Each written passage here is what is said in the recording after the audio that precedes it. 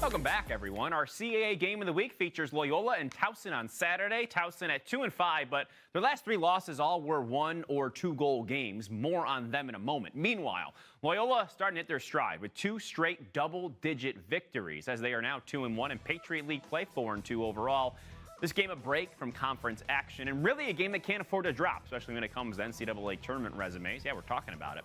Looking to make it back there for the 3rd straight season that they've had one. LSN Ryan McNulty has been with the Greyhounds program both during and after the Pat Spencer era. This year, he scooped up 21 ground balls, 6 caused turnovers, also scored 2 goals with 4 assists.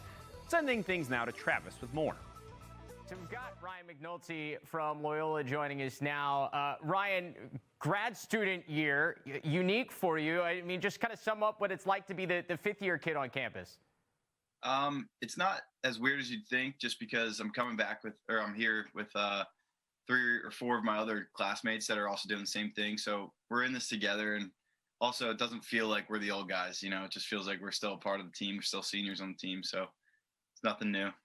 I think one of the unique things that you guys have is in the classes, whether it's yourself or the seniors, is like these guys have been the guys now for a couple of years. Like, what is it like to come back now with the guys that you've been doing this with and have been contributors since sophomore, junior seasons? It just feels normal, man. I mean, it's just routine a little bit. It's awesome to see us develop more of a clique now on the field is what I mean, just because, you know, like you said, we've been doing this for a while, but now that we have this extra year, it's really time to put an emphasis on what we can do on the field. Yeah.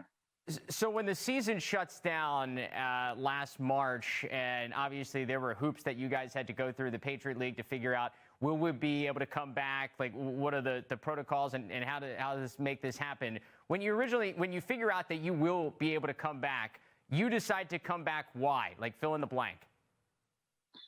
I decided to come back. There are multiple reasons, but, you know, there's nothing like being a college lacrosse player in a college lacrosse locker room with your friends all the time, literally 24/7, whether it's 4-hour practice or going straight to class after. You know, tons of people have told me, like, it may be tough in the moment, but those are really the things that you're going to miss. So I really kind of took that to heart. And then I would just say another reason would be to let my grandparents watch me keep playing. They haven't missed a game since I was in like kindergarten. So then obviously during the pandemic, they had to miss a few things here and there. So it's just a really great joy to see them be able to watch me play again. So they got the iPad or the computer all figured out. They don't miss a game? No, they don't miss a game. Never have. I mean, they've almost been to everyone in person too. So that's just. So where are they commuting from Philadelphia to Baltimore for all these? Oh, yeah. My dad, my mom, my 2 grandparents, and sometimes my sister, if she's not doing something, she'll come. But, yeah, they carpool down. They got the McNulty caravan going down 95 to head to Loyola. That's really cool. People are talking about the goal that you scored a couple of weeks ago. You spin move, you stick one in. Has there been a more satisfying goal that you've scored in your career than that one? At Loyola, I would say maybe a tie to tie the game against Boston or Virginia in the playoffs. But I mean, all goals are fun to score. I mean, there's nothing really. I mean, they're all satisfying to see it go in. You know. What was the best reaction you've seen off of the goal on social media? I'm not sure, honestly. I don't like to really talk about it too much because I feel, you know, I don't want to talk about myself, I guess. Yeah, that's fair. As a long stick midfielder, I think you're in a unique situation in a position because, you obviously have so many responsibilities in the defensive end, but you also have responsibilities on the wing and then trying to get the ball up the field. What's like the most satisfying thing you do as part of that position? Like, what drew you to like falling in love with the long stick midfielder spot? I would definitely say the transition game. There's nothing better than on the defensive end, making a nice play, getting down the field, making a one more pass, and then just kind of click. Maybe you get the goal, maybe you get the assist, maybe you don't. It doesn't matter. It's just fun to run up and down that field and just kind of. I think it looks pretty in lacrosse is the transition game. So that's probably just the benefit of being able to play both sides of the ball.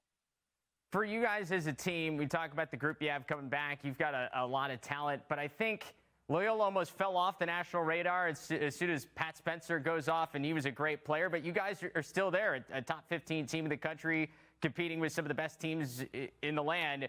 What kind of chip on your shoulder as a program is there? Like, hey, you know what? We're still here, and you better look out for us.